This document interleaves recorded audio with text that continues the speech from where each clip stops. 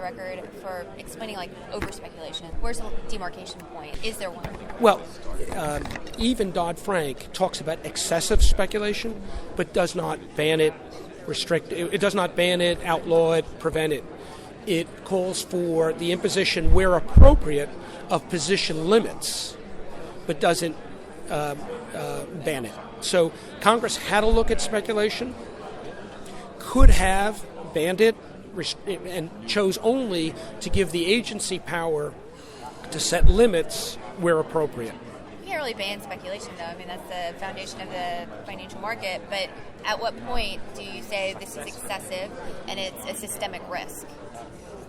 So right. So that it was Congress charged the CFTC with looking at it and putting limits on it where appropriate, and that's a rulemaking that's still being considered right now.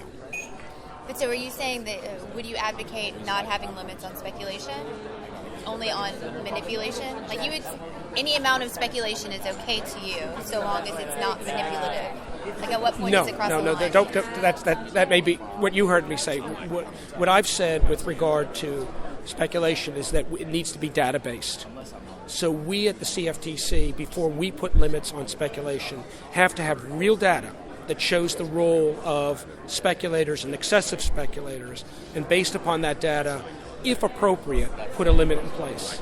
And we've been looking at this for a year, and we still don't have any data showing harm to the market by excessive speculators. We have data showing market manipulation, and we have been active in many cases, not in all cases, at taking steps against manipulation. We need to be very vigilant in the area of manipulation.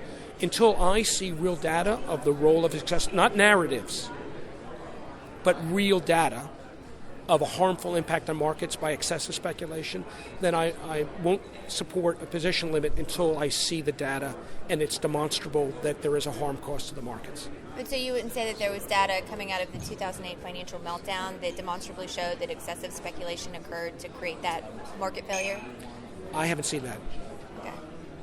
Thank you for your time. My pleasure. Appreciate it. Here's my card. And I guess one other question, though.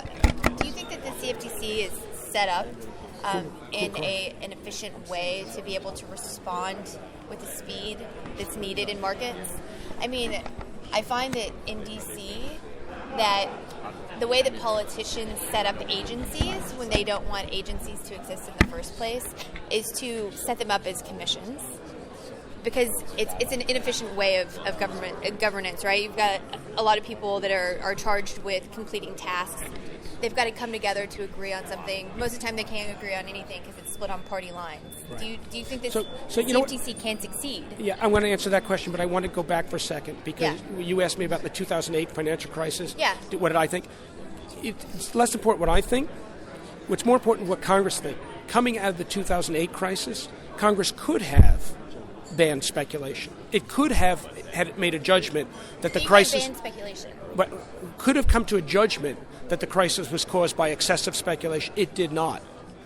What it did say was that the regulator could put limits in place if appropriate. So the point you're asking me, did I think in 2008, was it caused by excessive speculation? Congress looked at it and didn't. But you don't think the data shows. I'm not saying do you think. I'm saying you don't think that the data shows that over speculation led to a market. Well, there was a congressional commission that looked into the cause of the 2008 financial crisis, and it didn't as one of its core elements didn't point to excessive speculation. Undercurrent under the surface makes the mainstream get so nervous. It's time for purpose, for news to serve us, not with propaganda they use to hurt us.